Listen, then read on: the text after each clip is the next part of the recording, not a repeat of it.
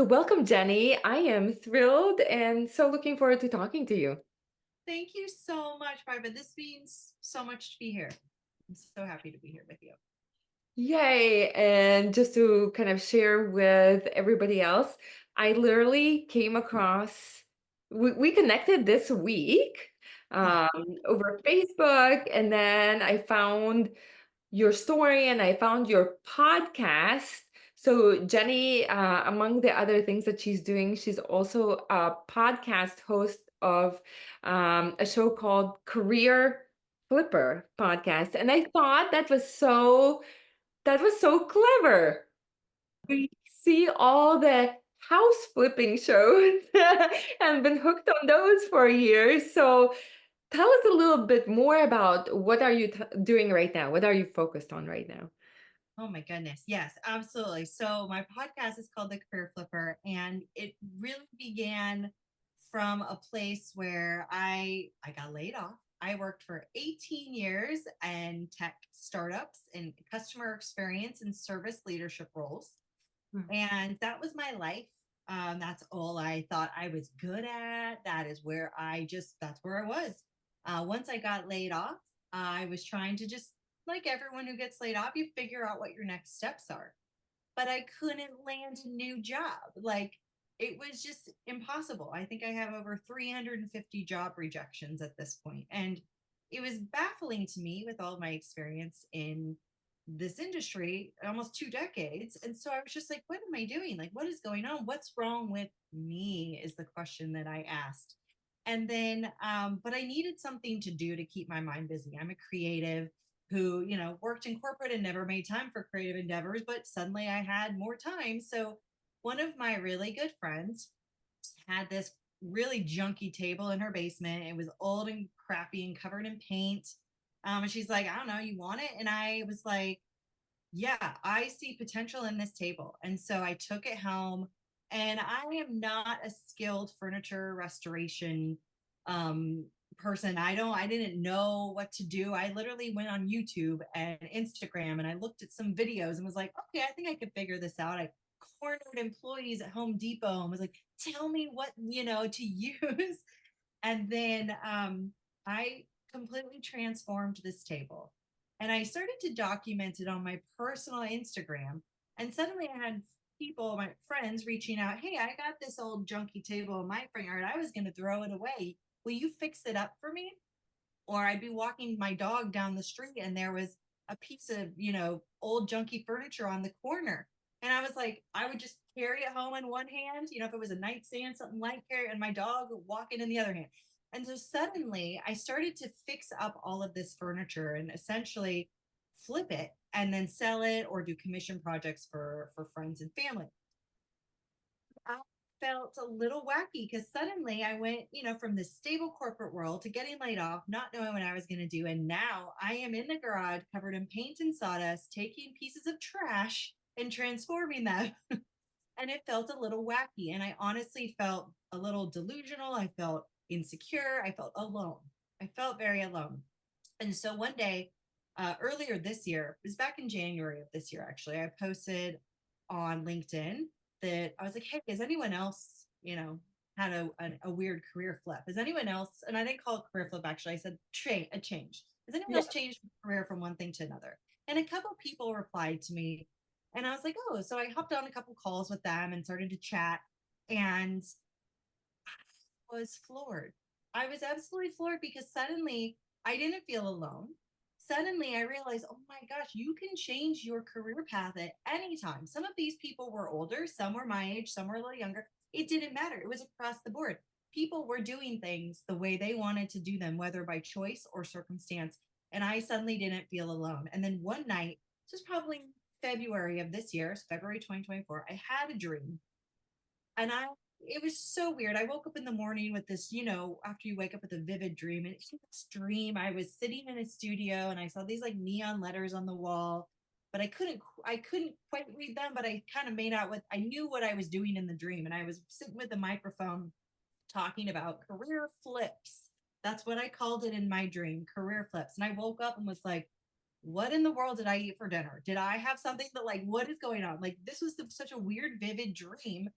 And so I was just like, okay, like in my dream, I started a podcast and I was recording it. This is wacky. And so I just kind of like pushed it away. But no, just like how things work, the more you resist, the more it persists. It would not leave my mind. That dream popped up. I was, in yoga class and, Zen mode. And all of a sudden that dream's back in my mind. I'm talking with my good friends about something serious and suddenly it pops in. Like it would not let me go.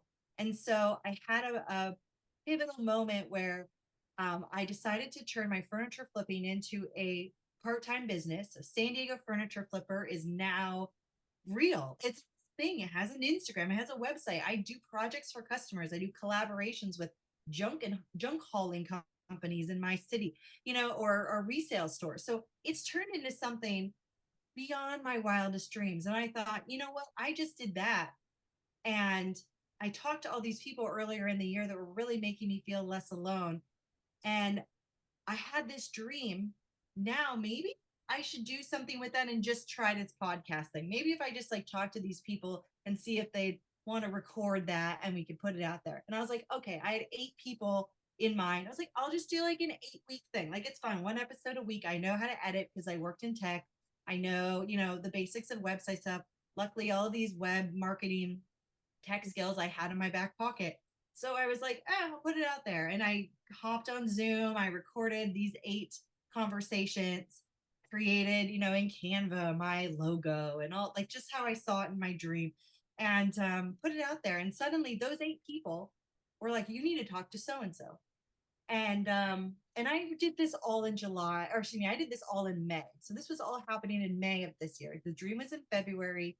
I launched the business for San Diego Furniture Flipper in April. And then May was when I started to record the episodes, but I picked a launch day of July. So nothing was out in the world yet. So these 8 people that I talked to with nothing out in the world, nobody, we're just chatting.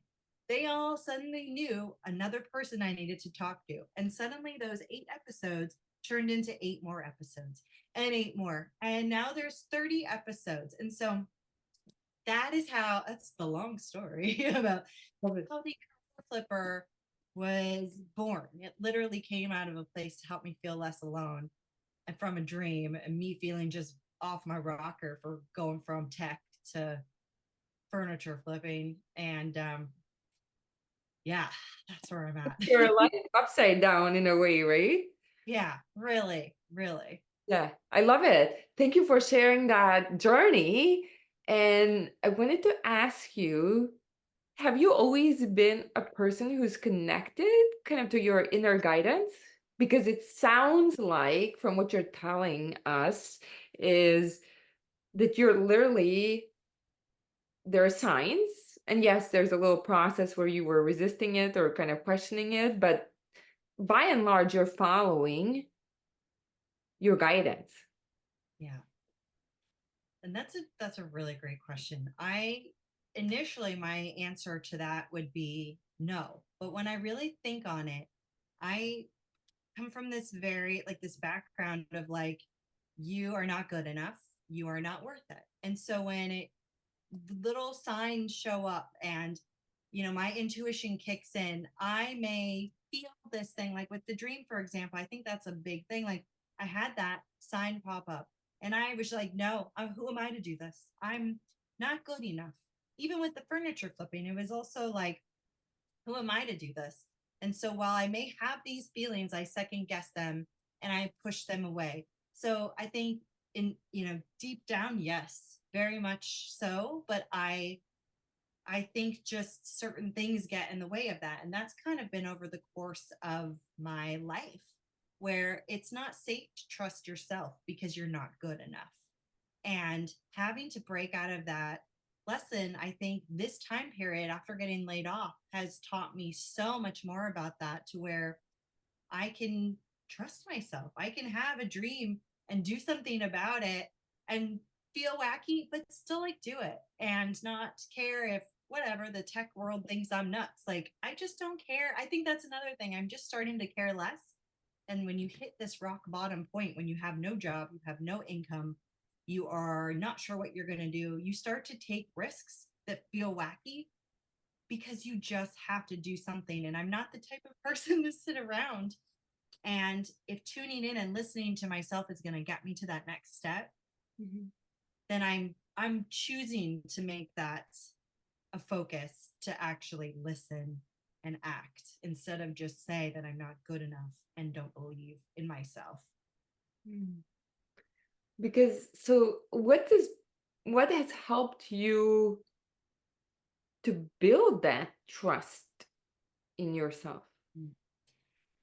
I think it's really doing it and making mistakes. I think I have learned so much about myself from the mistakes that I have made over this last like year and a half, more so than I ever have ever. I would always just try to do things so well. And if I didn't do it so well, then I'd be like, okay, I'm done. But now I'm like, you know what? There's a piece of furniture in my garage. I have no idea how to work on it. I'm going to have to do a lot of research. I'm going to have to, buy some special products to figure it out.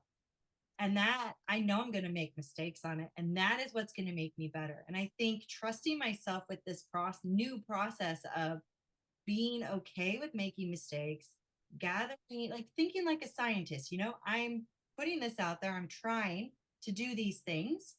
And then I make the mistakes and then I write down all the things that I did. And I'm like, not going to do that again because now I know more and I can go and do better. I honestly think for me personally, that has been the biggest things that have taught me that, yeah, I can do these things. Because sometimes I don't make mistakes. Sometimes they turn out so great. And sometimes I do make mistakes and people reach out and they say, I've made the same mistake. And then suddenly I don't feel so alone. And it's like, okay, I think there's a validation element to all of this that made me realize that when you feel part of a larger community of people who are also doing kind of things off a beaten path, you just start to adopt that same mentality. Mhm. And I feel like that's really helped me challenge these core beliefs that I didn't think I was going to challenge in this lifetime, didn't think I needed to. I just thought, this is how I feel, but it wasn't really how I felt. And I love it. So it's not like you were already a part of a community of furniture remodelers. I love your story because you're taking a step. You're kind of end up following, whether it's the same day or with a little bit of a delay, but you're following that kind of spark that comes to you Mhm. and you're taking a step. But then also you're getting this beautiful feedback from life that people are engaging and kind of it's this bigger confirmation that you're on the right path. Yes. Because you Yeah. could do any number of thousand things, right? But you're actually there's some kind of spark, like a connection with a higher self, with some kind of guidance, and you end up moving on it, executing on it, and then there's this beautiful like feedback also where people, like you said, people refer another person for your podcast because like they're you should talk to so and so, right? There's just this like it's kind of like a snowball, right? That keeps growing. And also with the furniture, right? It Yeah. starts with a table or seeing something on the street, but then you're building a community Mhm. or it shows up, it grows. Yeah. Exactly. Exactly. I like that. That's very well said. That sums that up. And the more that I would think about it, the more it would show up for me. They talk about, what you think about shows up and then suddenly the next day there's more furniture waiting and, on the curb, or there's, more people sending me messages about wanting their furniture fixed up, or more people reaching out about a career flip. And it's like the abundance is out there, and how we tap into it and give ourselves permission to do that, it's unique for every single person. And I am learning this. And like never would have thought that this is where I would be, coming from this very corporate world. And being a creative in a corporate world, you have to taper down a lot of yourself. And I did that for many, many, many years. But I know the creative person was always itching to come out. And now they're out, and it's just like, all right, let's do this. I love it. So take me back a little bit in the corporate. Like, did you ever have an itch or a question or of questioning whether you're on the right path or feeling unfulfilled, or were you just like, okay, this is what I'm doing and you're Mhm. fully in it? Yeah, I always just thought so. I started working in customer service, right? Well, I was in college still, and so this was like 2005, and so that definitely puts the age. But here, so in 2005, I started, and I ended up staying in that industry for 18 years. I honestly thought that was my calling. I thought that that is what I was supposed to be doing, working and helping startups create better relationships with their customers, and that's what I thought. That's all I thought I was good at. That is it. And so there was before, well, as I was kind of doing that, something that I used to do in my like late teens, and in college, I love music, and I used to write songs and sing and play guitar and go to open mics and this and that. And so, but once work got busier, working in corporate and startups specifically, you wear many hats, you're busy, you're burnt out. And I thought I was the person in my career, and especially at that time in the early 2000s, you work hard, you don't take your breaks, you don't take your vacation, you got to prove yourself. So I was just working all the time. And that is just what I thought that I had to do to move up. And I did move up. And but music then took the back seat, and all the creative endeavors would take the back seat. But every once in a while, I would get my guitar out and dust it off and write a song about customer service, and I would sing it, and like at a business conference, like in front of all these business people. And then, I would go back, I'd retreat back and be like, okay, no, I'm not good enough. I'm not going to do this anymore. Then I would do it again. And, so it's kind of this back and forth for me with the creative and being pulled and like, what does society expect of me versus who I want to be? So every once in a while, I would come out of my shell, and that would show up. And I started to be known as the customer service girl who sings. And then I would retreat back and be like, no, no, I don't do that anymore. I'm not good. Um, and it was just this pull, this tug and pull for so many years. But once, the layoff happened, which was such a shakeup to my existing routine, to my core belief system, that's when I realized that, like, it doesn't have to be a push and pull. It can be different, and I can be different, and I can show up different. And I think, kind of off topic, but aligned with your question, is I guess at the end of the day, in my mind, customer service is just people helping people. And I am a 2 on the Enneagram. I'm a helper. And so no matter what I'm doing, whatever job it is, whether it's for corporate, whether it's for myself creative, I'm always going to be in a role where I'm going to help people. And I feel that's what I'm doing now with furniture flipping. I'm helping people save money, keep helping people keep, family heirlooms in their homes, keeping things out of the trash. I'm helping Mother Earth, in a very, very tiny, tiny little way. And then with the podcast, being able to help people feel less alone on their path, give them ideas that you're not stuck. You don't have to necessarily take a deep dive. You can do things your own way. Whereas before, I just didn't think that was possible for me. Mm. So was it layoff surprise? Like, how did you feel when it happened? Oof, it was a huge surprise. I had gotten a raise 2 weeks prior. The job it was great, and so we had like had a team meeting that the company was doing great. Got my raise. Like I had no clue, like no clue, and they ended up laying off 70% of the company. And I felt like I was speechless. It was like a gut punch. I honestly could not respond. I was completely numb and shocked, and like just went into the what did I do wrong cycle, even though they said you didn't do anything wrong. It was, a financial decision. You still take it personally. So it was a lot of days spent sobbing on the couch, feeling like I'm nobody. What am I doing? Work's the only thing I'm good at. And now I don't have that. I have nothing. And it was really hard for a very long time. And I also went the next day, just went head first into the job search. And, you're in kind of panic mode. And so I'm applying for things that maybe aren't necessarily relevant. They're not really things I want to do, but I was freaking out. And I was like, well, how am I going to pay my bills? I live in San Diego. It's expensive. How am I going to like do things? How am I going to like what all the things? So it was a very hard time. And I feel like there's a grieving process associated with a layoff that no one talks about. And I did not give myself that grace to kind of let it process. I just was like, I'm bad. I need to fix this. I need to find a job.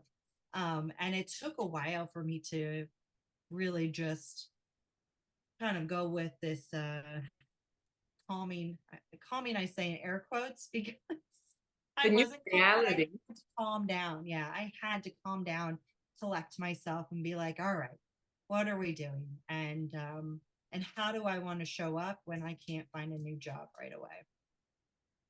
So you jumped into the job search right away. And so how long did it take you? And I do want to acknowledge the feelings, like everything, the process, everything that you go through from feeling rejected, right? Even though they say it's not your fault, right? All these narratives, like you said, what did I do wrong? What could I have done better? The fear, right? All the fears that get stirred up because so many people are going through it, over the last year or two.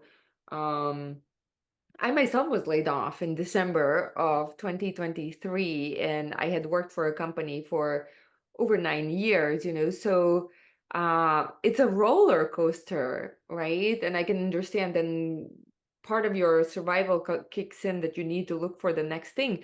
So I wanted to ask you so the job search, right? So you said you started applying. Kind of what happened in between the layoff and you getting that, like working on that first table? How long did it take too? Oh, so the layoff happened in November 2022. And the job search, I just, yeah, head first in that job search. Resume professionally done, talking to people on LinkedIn, like I'm good at this, all applying for jobs, referrals, all the things. And it probably wasn't until early 2023, so maybe January or February 2023, so maybe a few months after, that first table appeared in my life, from one of my good friends. And I I I still don't like I'm still thinking back of like how did I look at that table and see potential when I didn't know what potential even looked like? I just find it so fascinating because yeah, I just didn't have experience. There was a little like everyone does a few projects here and there. Like during COVID, I did a couple like furniture projects, but it wasn't anything that I would ever think would turn into a business. Or there's, shows like I loved flea market flip, but I love thrift stores. I love things like that. So there were just little things or little cookie crumbs, I like to call it, along my path that were there. But it wasn't until that moment when I saw my friend's table that I think I had this personal connection to it, because this table was unwanted. This table was completely destroyed. And I felt like that. And while I was really looking at a table to fix up, I think ultimately I was really looking inward and knowing that I have the potential to shine again, and that I will shine again. And that not only will I, but I will use my hands and my mind and all of the tools that I need to make it possible. And I think that is ultimately why I was drawn to it. My subconscious just tied things together, and it just somehow clicked, but I didn't know that in that moment. And so in early 2023, when I started working on that table, without knowing anything, that popped in. But one thing I'm leaving out, Bibo, that I want to share with you, because I think this plays a pivotal role in why I switched from the deep heads down job search, was because in March 2022, my dad passed away.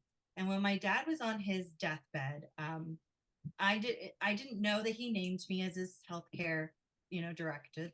I didn't know that until he was in the hospital on his deathbed. And we weren't we were close, but not super close. He was, Vietnam vet, PTSD, drank a lot, smoked a lot, worked a lot. We didn't really get to know him. Their parents were divorced, so it was dysfunctional throughout my childhood. But he was a great man, and he had a lot of love that he just didn't know how to share.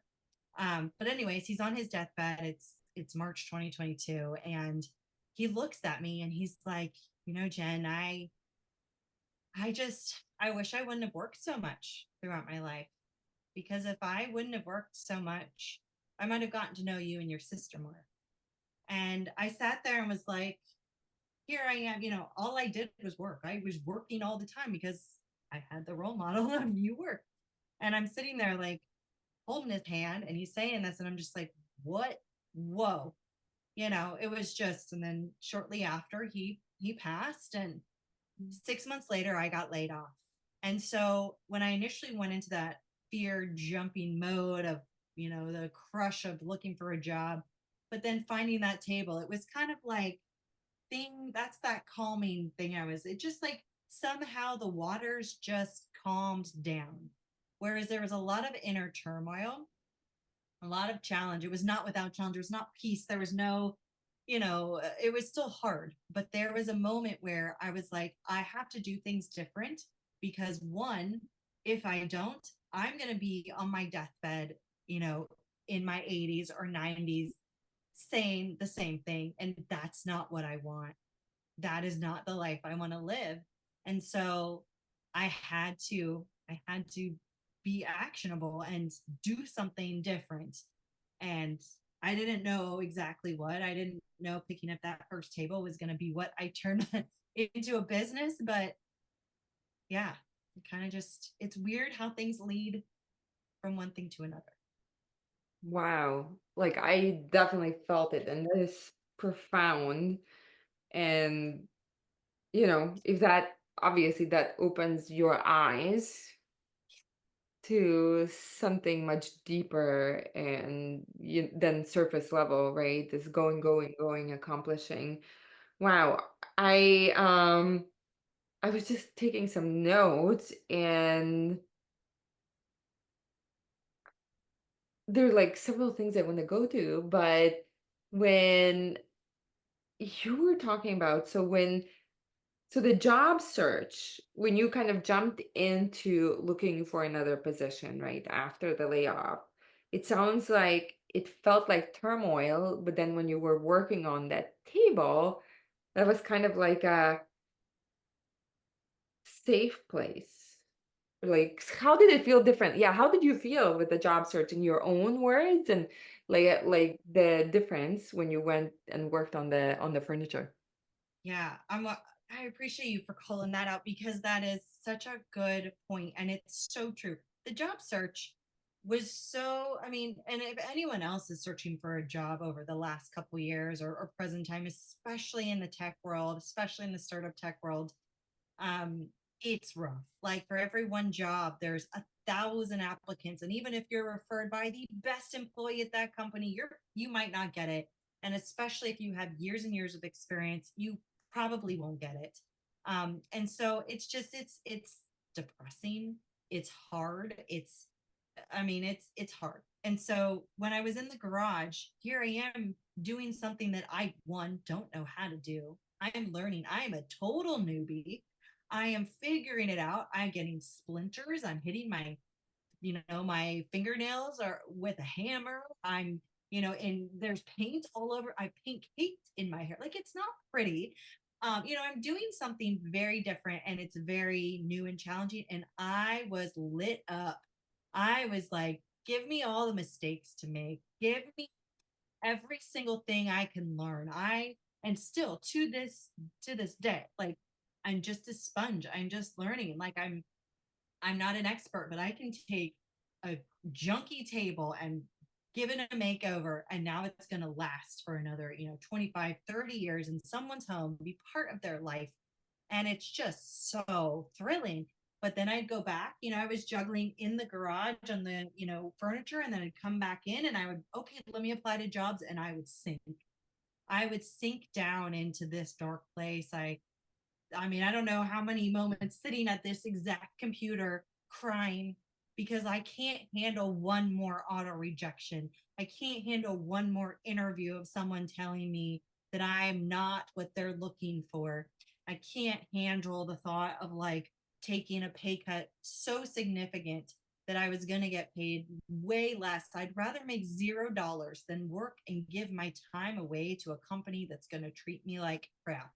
So it became this very interesting moment where I just had a lot of personal reflections of like, this isn't what I want to do. This is not what I'm going to settle for, when I could go in the garage and feel like there's magic happening and that there's an impact. And it's not on this, it's not this worldly scale. I'm not looking to change the world. I'm looking to make a tiny, tiny dent on a freaking, I'm trying to fix a tiny dent actually on a table. Let me still put it that way. Um, and so the difference, it was so different. And the more that I would just pour my time into furniture, the less I wanted to job search. But, I kept job searching because I thought that's what I had to do. And I kept count. Ooh, that's not a good idea. Don't recommend. But I kept count and I can't get that number out of my head. But yeah, it's a hard road when you get a layoff and you can't get a new job, or it takes a long time. I have friends who are intelligent, amazing, talented people, leaders in the customer service, customer experience space. It's taken them 2 years to find a new job. In the meantime, they're struggling. How do they some have families, like how did you do things? And so it's like you said, it's a roller coaster. Yeah. You said 300 applications? 350 job rejections. Yep. Hmm. Wow. Yeah. So clearly, I mean, something, it's easy to say, but obviously it's not easy when you're in it, in the thick of Yeah. it. Um, because it brings up all the fears, right? And all the including like self-rejection and feeling like you did something wrong or you didn't do enough, right? That's why you deserve this outcome. Yeah. Right. Right. Hmm. And the mind just goes in all kinds of crazy spaces. But I feel like your story is a perfect illustration where you have to listen. Like if you are applying and it's just like you keep hitting a closed door, that you can't keep essentially hitting your head against the wall. Right. It's kind of like it's that door is closed for some reason. And so this was a friend who you saw a Facebook post? The firm at the table, Yeah. or it Yeah. I was actually just over at our house hanging out, and we had been, I don't even remember what we were talking about, but she's like, oh yeah, let me show you, I got this thing in the basement. And so um it was just a random spur of the moment thing. So And you were open to it. So this is the thing, right? And I think this is where it's so sometimes also bad. If you are searching and you're getting these rejections, right? Your mind tells you, but you have to like, this is now your full-time job to apply, right? And that it's a numbers game and all these things that can be, oh, not so helpful if you're not paying attention to where life is leading you. So essentially, you were open to that, a different door at that time opening. So that is so beautiful. And it's also so hard, especially if you've done a thing, you're an expert, a leader, 18 years, and it takes a lot of groundedness and openness to be able to follow those breadcrumbs. And I wanted to ask you, so you said that you've come to a decision. It sounds like, how long have you been doing it now? For a year and for a half? about a year and a half. Yep, exactly. Hmm. And you have I mean, I will link it in the show notes, but I love the transformations. I mean, Thank like you. you make things look so beautiful. And it's like anybody would want that in their house. The chair that I saw, the table with the black edge, like so artistic and creative and just gorgeous. So why did you say that it's now going to be your part-time thing? Where are you at with the furniture remodeling? So that is part time for now. And I think there's still a part of myself that's working through a lot of the, self worth part. So the podcast takes up the other part of the time. And then because both of these things, any new business owner, you don't make a lot right away. And so I knew that I still had to have something else part time to pay my bills. Something that was just going to be an opportunity for me to use the skills that I have and make sure that my bills are covered so they can fund these dreams. And I actually do very small scale contract work for, it's like tech contract work for a marketing agency. It's remote, so I do that part time as well. So right now it's like the three worlds that I am juggling, whether in the garage, whether doing the tech work, or whether the podcast. And so I just know that this part that feels very overwhelming with juggling the three worlds, plus, making sure that you eat, making sure I go to my yoga class, like all the things. We're all so busy. And so, how do we balance it all together? And I don't think there is any balance. I think it's always going to be ups and downs and topsy turvy. And to just be cool with that and figure it out day by day or hour by hour. And knowing that it's temporary, it's going to shift, it's going to evolve. And I am coming more to peace with excuse me, things like that, and just being okay with that. Yeah. So something came into your life that added, they addressed the income part. Yes, a little bit, it helps a little bit. I mean, I think that's also talking about careers. I mean, when you get laid off and you've been doing something for a long time, even I'm sure with your experience, you get a small severance and then you're set free, and you kind of just have to figure out if you can't find a job right away. And you're not getting this stable paycheck anymore. And I was a stable paycheck girl. I needed that stable. I never felt like I had enough, no matter how much I made, which that is very different for me now, where I realized that I didn't need as much as I had. It's lovely, but I didn't need it. Um, but now that I, am working on you make significantly less when you start your own business. You just have to, I don't know that that's temporary. And I think that's part of it, where I had chipped away in my savings. I had a little bucket for emergencies, and I'm so grateful. If I can give a tip to anybody, always just have at least 6 months in your savings. Like, it is, I mean, I'm just so grateful for that, because that helped me so much. And then what I'm making now, it covers a portion of, what my bills, because it is part-time. So it is a portion, but it is a blessing. Like, it has given me the freedom to be able to put more time and energy into, selling a piece of furniture or putting out the podcast, and knowing that, like, it's going to be okay. I can pay my rent. And I think we just have to kind of, like, I just had to stop freaking out about these things and think I'm not making all this money like I used to, and just all get figured out. And if I were to listen to this podcast and me talking like 10 years ago, I would have thought I was off my rocker because I just didn't come from that background. I don't know about you, Biva, but like, I just didn't. I was just very much like, when's the next promotion?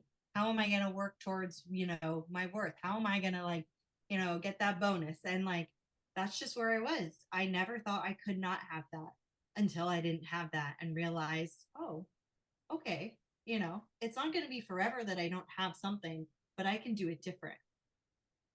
So, Yeah, it's a completely different reality. Like your whole world, like you said, gets turned upside down, and that can bring up like the worst of fears if you let, and they will come up, but it's kind of like the biggest invitation to grow and do the self development and work with your mind and your whole being, because you can go to really, really bad and low places. Um, and what do you see for yourself in the future now that you have these three things? Um, do you have like an intuition, or kind of knowing like this is just a matter of time, I really want to focus on the furniture business? Or how do you feel about everything you have going on and the direction? let me tell you, I'll paint the picture. I see it all. Like, it's all out there. And so the what I see is, the furniture. I have a beautiful small appointment only workshop that's outside of my house, but it's just gorgeous, and it's where I do my work, and it's where clients bring me things, and it's where I could do all of my beautiful reels and all kinds of fun social media stuff like that. But I have a space for that, and I do that part time. And then the podcast, ideally, I would love to make that more of a full time. And what I would love to do with that is just to stay consistent with episodes. I want to write a book on what I'm learning. Like, I'm learning so much about people who change their careers, and a book to put it all together, like out of my head, and share with someone who might be in a similar situation. Like, I want to write the book that I wish that I would have had when I got laid off. And I want to do that. I want to take the podcast out in person. I want to do pop-ups. I have a listenership around the world, and I would love to, go pop up in Barcelona and meet with other career flippers and have local career flippers speak and talk about things, and people can ask questions, and we can all support each other's dreams and buy each other's products and just have fun and just connect. I'd love to. I want to speak at events. I want to go to these business conferences like that I used to go to, and talk about the impact of a layoff, and talk about how you can do things different and what we can learn from doing things different. I want to just go out there and do all of those things. And I'm sure there's so many other things outside of this that, like, I can't even imagine. Like, it's all outside my wildest dreams, because I never saw any of this happening. But once, I come back from a pop-up and, somewhere in the world, and then I want to, like, come home, and I want to go to my workshop, and I want to, save furniture from the landfill, make it beautiful, and find it a new home. And that's really how I see my life. And I want my, to have extra walks with my dog every day. I want to be able to go to my hot yoga class. I want to go to all the concerts with my boyfriend. I want to be able to, like, have time to water my plants and not do it so, in a rush. I want to be able to go on trips with my girlfriends. I want to be able to, I'm not looking to be a quadruple millionaire. I'm just looking to have a really full life of doing the things that light me up and that also help others. I love it. I love your vision and I love the conviction, and it's gonna happen. It's already happening. I really Exactly. like to be here and talk with you today is just such a gift. And it just validates for me that this is the right path. It is a cookie crumb on my path, and it is leading me in the direction that I never knew I wanted to go. And now I can never go back. And I'm very grateful for being in a place where I can do that. And it's amazing. So thank you for being part of that. It is amazing. And I love the plants in the background, and I can so relate, right? Not feeling rushed to, take care of the things that you want to take care of, right? And Right, devote the time you want to devote to it versus it just being like, oh my God, in a hurry and a run to the next thing. right. I loved your vision. Thank you so much for sharing it. Thank you for asking. We will all hold that vision. And honestly, like when I saw like career flipper, I mean, like I almost had like professional good kind of jealousy. Like what a great title. I mean, Thank it's like you. I think it's just like these signs, what you said, the table or the chair. I saw like one like neon green chair that you made in beautiful emerald green chairs. I mean, like literally how you're getting feedback, and it's just in this nuance of you, right? Feeling that, you were left, like you were ready to you were kind of quote unquote rejected, right? We all feel that when we're laid off, right? When it's Yeah, anything where it's not our decision or our step, even if we hated our job, and for right. you might have felt like something is missing. But when it happens, I just love the beautiful kind of signs and the feedback that you're getting. Thank you. Yeah, and it's surprising when you do stop and tune in. And going back to your earlier question, how I had those things and I wasn't tuning in. It's like being in the car with the radio on, but you're talking to someone. You're not listening to what's on the radio, but that's what you're supposed to be hearing. but it isn't until you're like, oh, that quiet moment that you actually, oh, that's a great thing on this show. Like you don't realize what's playing until you kind of like quiet down some of the other things. And I never thought that I had to quiet down the other things because I just thought this is what I'm doing. I'm some of those people who had like, I just had this feeling that I had to do something. I'm like, I didn't have that. I didn't have that feeling. I didn't know that I had a calling until this sounds so silly. Someone once asked me, I wish I could find my calling. And I was like, well, I didn't know I even had a calling until I looked in the trash. And then I found my calling. And I'm like, I just and there's everyone has so many callings over different periods of their life. We all go through different evolutions. And this is just a part of my life where I can listen and I can act on these things and just if it's wacky, it's wacky. Then, the people who it resonates with will be part of that. And those that don't like it, cool. Well, that's awesome. I hope they find what they're looking for. But I think my biggest takeaway is that you may not feel like you even want to do anything different until you're in a situation where you're kind of forced. And I feel like it's, all of those rejections are complete redirections to where I'm at now. And I just never thought corporate minded Jenny Dempsey would be flipping furniture and hosting a podcast about career changes to break the stigma that they're bad. And, here we are. I Love it. was, yeah. I love it because like I talk to many people and you can see it in like the engagement surveys, there's this like quite a huge percentage of people who are just going through motions and kind of clocking away or taking their days away till Friday or the weekends.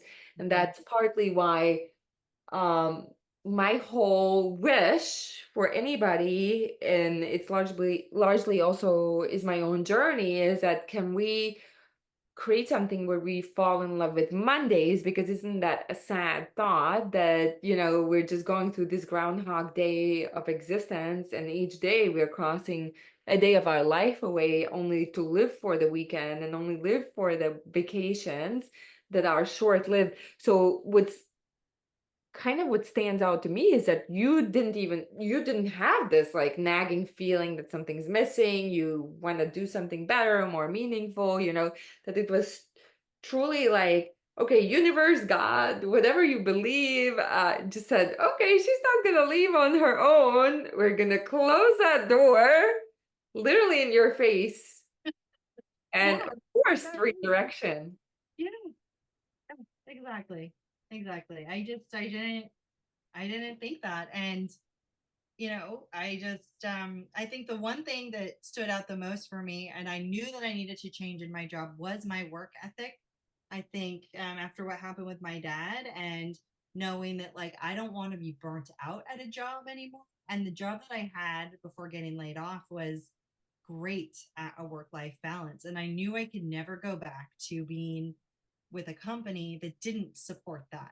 I had a great, like, enjoyed that job. I had a great work life balance. And so when I was looking for the new jobs, I was very selective about what to apply for because I didn't want to go back, to the stress. But then you get to a point where you're like, well, what's more important right now? I'm freaking out about money. So I'm just going to apply everywhere. So you kind of like lose your values. Once you figure out your core values, um, when you're in this place of a very low point, I just think like that becomes where your focus goes, and that helps you develop a little more intuition because you're making decisions based on your true self as opposed to who you think society wants you to be.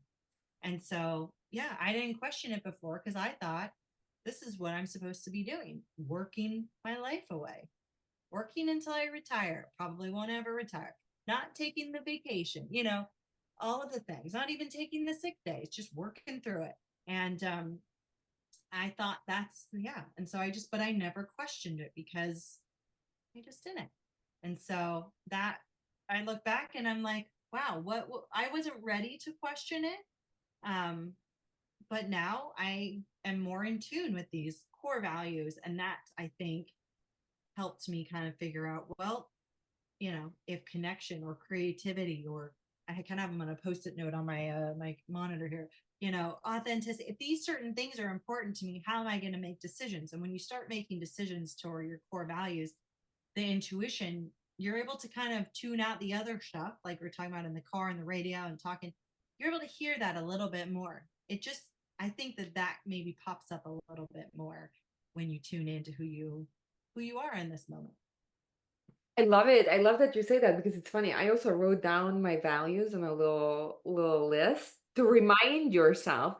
And it's easy because when you're freaking out, right? When you go into that survival reactive self, right? That will tell you you just need income, you just need a job. Like, come on, you can't be choosing now, right?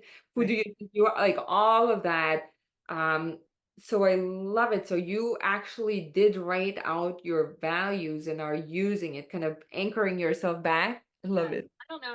It's a tiny little blue post-it. It's like probably gonna come on backwards on here, but yeah, literally wrote them out. There's like a bunch of things if you just Google um core values, a list, there's a bunch of PDFs out there with just like hundreds of words of values. And I honestly just spent time looking at that Mhm. and picking words that resonated. I probably picked about 20 words. And then I spent time really looking at, like, well, which ones actually matter? Chiseled it down to 5 and just kept it right in front of my face. Love it. So, exactly what you said. It just, yeah, once you find, I love that you wrote that down. I think that that's so cool. I just think there's some power when you just, like, I need the reminder. Some people, that's naturally too. Some people, just they know it. I didn't know it. I didn't have those skills. I'm a semi-retired people pleaser. Like, I didn't think I could have those things. I just thought, like, I'm doing everything to help everybody. Who am I to care about my purpose? Like, so I think it's just, yeah, you make decisions differently when you have that knowledge. I love that. And what did you change when your dad passed away before, the impact that it had on you before you were laid off? Did you Yeah. do anything different? Like, Yes, I did. What I did different was, one, I took bereavement leave. I have had a lot of my family members have passed away throughout my life. And I would not take time off. I just, go back to work, go back to school, whatever it was. And this was the first time that I took it. And I think the company that I worked with at that time was very supportive of that. I was also open to it. I knew I had to do it different. And it was really because of what my dad said. That was so impactful that I was like, if I don't take this time to really just, like, and a week in the matter of grieving, the loss of a parent is nothing. It's nothing. You're not just going to be back at it and like 100%, like, but I knew I needed that time. And I'm grateful that they provided that to me and at that moment. And so I did that different. I asked for help. For example, my boyfriend that we'd only been dating like 6 months at that time, but he drove. My dad was in Los Angeles. I'm in San Diego. So my boyfriend came with me. Hadn't even met my dad before, but like went with me the day that, he passed away, and was very supportive. So I asked for help. I let people help me. So these were the things that, giving myself space to grieve, taking the time that I needed, asking for help. Not, I think during that bereavement leave, I spent a lot of time sleeping. I spent a lot of time just staring at my window at a tree or going to the beach. Like, I just didn't really push myself. And I don't usually do that. I stay busy. There's always something to do. You don't just sit around. But I just didn't want to continue. I just knew at that moment, I didn't know what it looked like yet, but I knew that I had to do it different in order to show up and be a better person that was no longer an option to my dad. And I can continue and do better and learn from him. And that's the last lesson he gave me. And I mean, I hope that he's proud of, the choices that I'm making. I'm sure he would be like, all right, how are you going to make money? Let's figure this out. But like, that was his world. That's where he was from. Like, he just worked, worked, worked. But I think he would very much just, I just hope that he's proud. And that's the lesson that I took away from him. But doing things differently, those three things are just, I didn't ask for help. I was always the one giving the help. I Mm, didn't take the time. I was always trying to make sure everyone else had the time. mm. You know, I didn't just sit and not do the things because I thought there were always something to do. You got to stay busy or you're worthless. And I took the time to just sit and stare at the waves, and um, didn't make the grief Mhm. dissolve. It didn't make it easier. It just made it so I had an ounce more of energy to then take the next step. Yeah. Thank you so much for sharing that. That's a big turnaround. That is a big turnaround. And, going back to your vision and going back to what you're doing, um, what came to me is just thank you for standing and being like a guidepost of such clarity, and purpose and conviction and in the actions that you are taking. Not saying that doesn't say that it's perfect, right? That doesn't say that you don't have worries and that you still are not figuring parts of it out. We all are. Welcome to the earth. Yeah. So thank you. I mean, I think I just love that. You're a beautiful, beautiful example. Tell me, how are you thinking now with entrepreneurship, right? And doing things, several things, three in your case, and on your own. How do you how do you look at the work-life balance? Because you probably are even busier than you were at your work. I mean, it takes time to do all of them. Yeah. And that is definitely something that I am learning how to navigate, the juggling of time when, a client has specific demands of you, furniture has demands of you. There's different steps involved. You got to do X paint step on this day to make sure you can do this next, top coat step. Or, the podcast, I need to make sure that I have the episodes out by this date every week. Um, there are a lot of things. And so I think right now I'm giving myself the grace to figure it out because I don't know. Every day is different. I used to plan things week by week. Now I literally do it like just maybe hour by hour because the demands are different, and I can't necessarily overcommit, or I don't want to overpromise and underdeliver. That is just, I mean, that's a customer service phrase right there. But I don't want to do that for myself.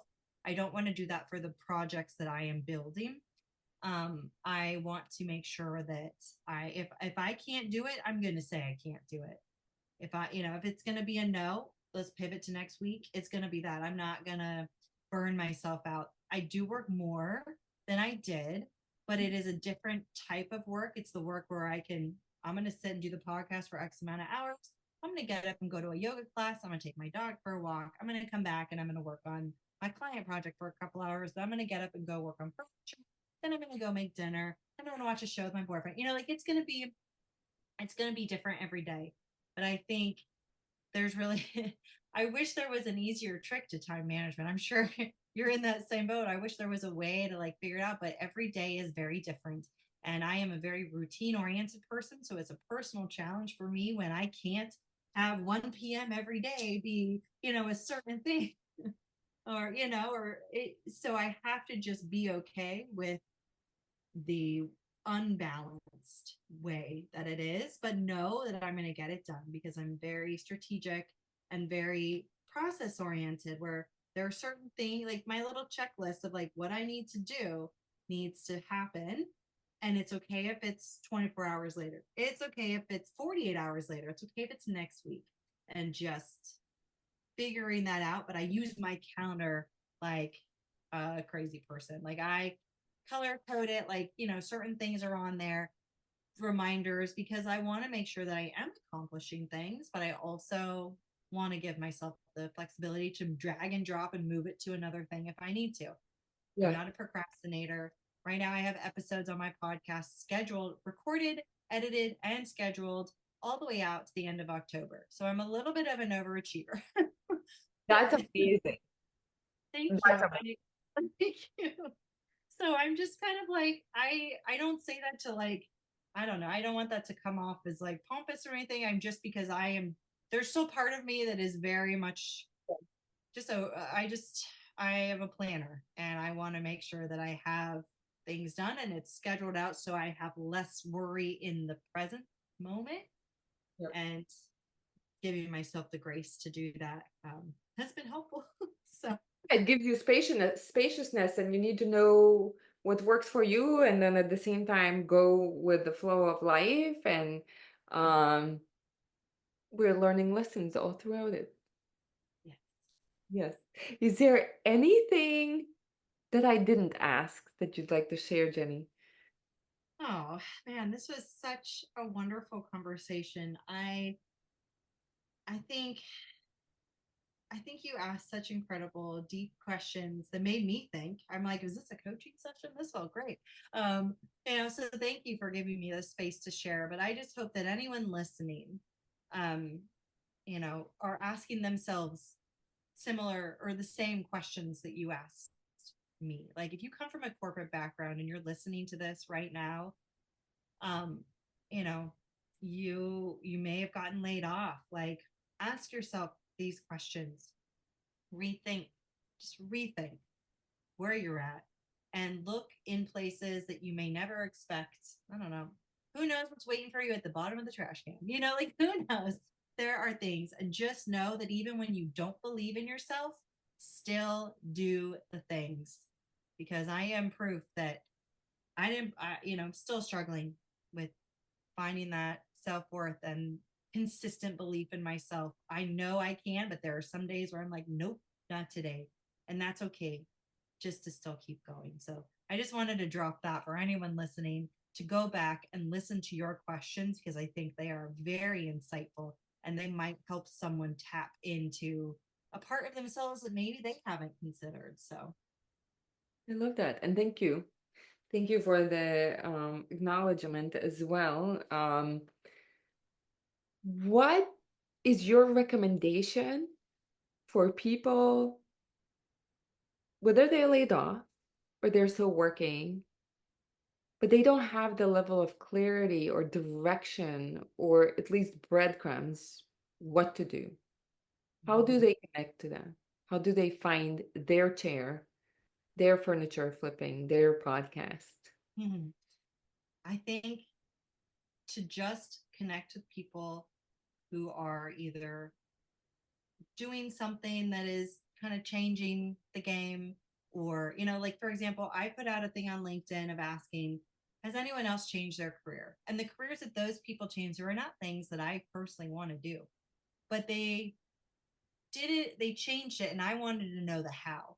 And so if these individuals who are in that situation are like, I just don't know how to find my calling, well, find people who found their calling and ask them how they found theirs, and just pick their brains. Like you don't have to do the same exact things, but how did they do it? And you'll find some common patterns of how they did it. Or if you're, I don't know, like if you're tired all the time and you're trying to figure out, oh my gosh, all these people that are not tired, what do they do?